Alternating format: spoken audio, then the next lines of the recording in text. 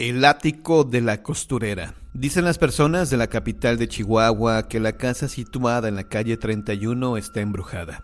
Nadie sabe qué es lo que habita en esas 4 paredes, pero la propiedad lleva mucho tiempo abandonada y no hay persona que quiera vivir en ella. Muchas son las personas que la visitan con la intención de comprarla, pero afirman que en cuanto ponen pie adentro, un aire malicioso los envuelve y hasta se embargan de una extraña y profunda tristeza. Hasta la fecha, no ha vuelto a ser ocupada, y eso que lleva más de 50 años a la venta. Y su precio no es nada despreciable, pues se podría considerar toda una ganga. La última familia en habitarla fue la encabezada por la señora María Campos, allá en el año de 1927. Ellos se dedicaban a maquilar ropa y tan próspero era su negocio propio que poseían 8 máquinas de coser y reunieron el dinero suficiente para dejar de rentar y comprar la propiedad. Algo que les gustó de la casa a la señora Campos fue el ático, que servía como bodega y también como taller. Por eso al comprarla, instalaron las máquinas en ese magnífico cuarto de la propiedad. Durante las horas de trabajo todo transcurría con normalidad en ese lugar, pero entrada la noche, comenzaban a escucharse ruidos extraños que nadie se explicaba. Y más porque a esas horas el taller se encontraba cerrado y la única forma de acceder a él era por la puerta principal de la casa, por la que nadie cruzaba sin tener que llamar. Una mañana, al abrir el taller, los empleados y la señora Campos se percataron de que las máquinas estaban fuera de lugar. Antes de ponerse a trabajar, las colocaron en el lugar donde deberían de estar. Esa misma noche se volvieron a escuchar aquellos ruidos extraños. La señora subió las escaleras lentamente, con la tranquilidad de quien cree entender lo que sucede. En cuanto la señora cerró la puerta del ático, la casa quedó inmersa en un silencio absoluto y un frío extremo. Nadie sabe lo que pasó a ciencia cierta aquella noche. La mujer no bajó de ahí sino hasta el otro día. Caminaba con la naturalidad acostumbrada, pero fijaba la mirada en todo lo que encontraba frente a ella, sin responder a ningún otro estímulo o voltear jamás hacia atrás cuando uno de los miembros de su familia la llamaba. El comportamiento de la señora Campos no volvió a ser el mismo. Fingía demencia cuando le preguntaban lo que había pasado. Se volvió maliciosa, con una sonrisa constante, pero endeble, que inexplicablemente transmitía tristeza. Despidió a sus empleados y pasó horas y horas cosiendo hermosos vestidos. Una noche los ruidos se volvieron a escuchar y al día siguiente las máquinas se encontraban nuevamente fuera de su lugar. Fue entonces cuando la señora Campos tomó la decisión de marcharse de la casa. Ella nunca volvió a entrar a esa casa y aunque su familia esperó mucho tiempo para venderla, jamás pudieron recuperar el dinero invertido. No serías el primero que se ríe al conocer esta historia, que lleva circulando por el mundo desde hace varias décadas. Muchos antes que tú han pensado que se trataba de un cuento chino y se han burlado, pero otras personas aseguran que quienes no han hecho caso de la advertencia y han aceptado el desafío han cargado con una maldición terrible. ¿Quién es Verónica? O mejor dicho, ¿quién era? Se trataba de una chica de 14 años que estando en el pueblo con sus amigos, hizo espiritismo en una casa abandonada. Todo el mundo sabe que es algo tremendamente peligroso y que jamás debe tomarse como un juego. Ella no siguió las reglas de los fantasmas. Se burló durante toda la invocación y una silla que había en la habitación cobró vida y la golpeó mortalmente en la cabeza. Sin embargo, Verónica aún no descansa en paz. Su espíritu está condenado y vaga buscando venganza entre aquellos que no saben respetar el más allá, como le sucedía a ella en la vida real. Rita era una chica de la edad de Verónica que conoció la leyenda en su escuela. Sus amigos la picaron diciéndole que no se atrevía a decir Verónica 9 veces ante el espejo. A ella le daba miedo, pero venció su terror porque le avergonzaba quedar mal ante todo el mundo. Una compañera fue a los sanitarios de esa planta de la escuela para comprobar, entre risas, si cumplía la prueba. Lo hizo, no pasó nada y el grupo lo olvidó enseguida, menos Rita. Para ella la auténtica pesadilla comenzó esa misma noche. Estaba en la cama cuando un sonido la despertó. No se trataba de un estrépito, sino de una especie de susurro indescifrable que oía cerca de la nuca, mientras sentía como si alguien respirara en su cuello. Aterrada, se levantó y encendió la luz. Ahí solo estaba ella. A pesar de eso, no pudo dormir en toda la noche. Al día siguiente no se atrevió a contárselo a nadie. Estaba muerta de miedo y de sueño, y en medio de la clase tuvo que salir al servicio para mojarse la cara y despejarse. Pero cuando entró al baño, hacía mucho frío. Como estaban en invierno, no le dio importancia, y una capa de vaho cubría el espejo.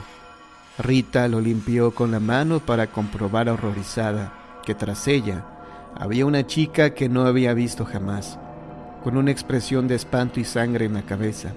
Fue solo un instante cuando volvió a mirar. Ya no había nadie. Rita rió nerviosamente, pensando que todo era fruto de su imaginación. Los nervios, el cansancio. Sin embargo, cuando se volvió hacia el espejo, vio algo que la dejó helada. Al borrarse el vaho, una frase había permanecido escrita: «Soy Verónica. No debiste invitarme a volver». Rita no pudo soportarlo.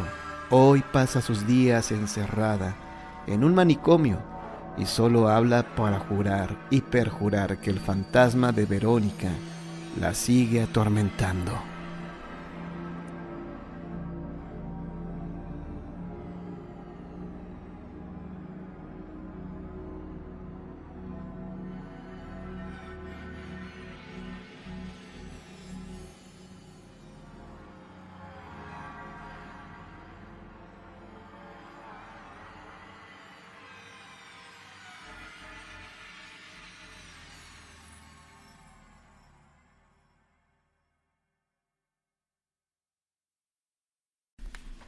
El espejo. Era de noche, llovía con fuerza y se formaba una cortina que apenas dejaba ver más allá de uno mismo. Ana volvía a casa, deseando llegar lo antes posible debido al mal tiempo. No se veía a alguien, excepto a lo lejos una figura. Estaba parada de pie en medio de la calle, como si estuviera esperando a alguien. Ana miró la figura y se puso nerviosa. Aceleró el paso. La figura siguió observándola durante unos momentos más y desapareció entre la incesante lluvia. ¿Quién sería aquella persona? ¿Por qué la miraba? No entendía nada y pensando en eso llegó a casa. Abrió la puerta y entró. Nadie había. Sus padres se habían ido a cenar fuera con unos amigos, así que llamó para que le trajeran la cena a casa y mientras llegaba prendió la tele. Se quedó dormida durante un rato y se sobresaltó al oír un ruido en la puerta. Era la cena. Gotas de sudor le corrían por la frente. No lo entendía, no hacía calor. Sentía algo en su interior y echando un vistazo a la calle intentó calmarlo. Por supuesto, no había nadie, pero Ana no estaba tan segura. Aquella figura la había puesto demasiado nerviosa.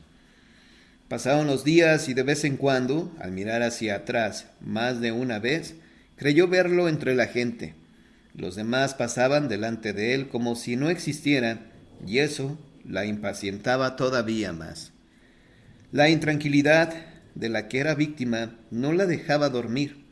Se levantó de su cama y se sentó en el borde de la misma con la mirada pensativa y fija en la ventana que daba a la calle.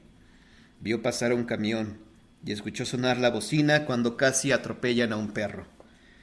Dio un pequeño salto provocado por aquel sonido que pareció estridente a esa hora de la madrugada, cuando todo estaba en absoluto silencio. Encendió la luz y se miró en el espejo que estaba extrañamente empañado. Lo limpió y el horror del que fue víctima casi le hace desmayar. En el espejo apareció reflejada aquella aterradora silueta que tanto repercutía en su pobre ser. La miró acercarse a ella mientras el pánico la mantenía inmóvil. Cada paso que daba hacia ella la estremecía terriblemente. Sus ojos se desorbitaron y sin remedio cayó al suelo presa del miedo. Volteó con rapidez, pero no vio nada, ni a nadie.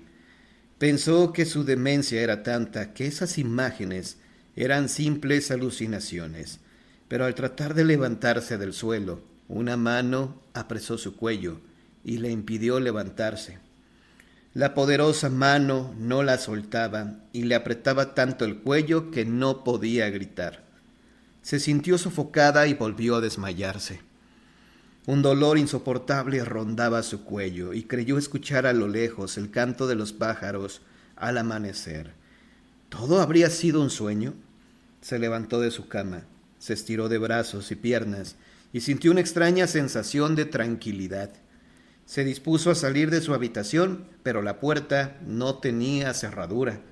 Trató de empujarla un tanto desesperada por el hecho tan extraño de que su puerta no pudiera abrirse por dentro. Le gritó a su mamá, pero parecía que nadie la escuchaba. Histérica trató de salir por la ventana, pero el resultado fue el mismo que con la puerta. Recorrió su cuarto en busca de alguna respuesta, pero no encontraba nada. Se preguntó si esto era consecuencia de lo que pasó la noche anterior, si realmente no fue un sueño, y de la manera más terrible se dio cuenta que todo había sido realidad. Miró en el espejo y no se vio reflejada. Lo que vio fue a su madre llorando sobre el cuerpo de alguien que enseguida se reconoció como a sí misma.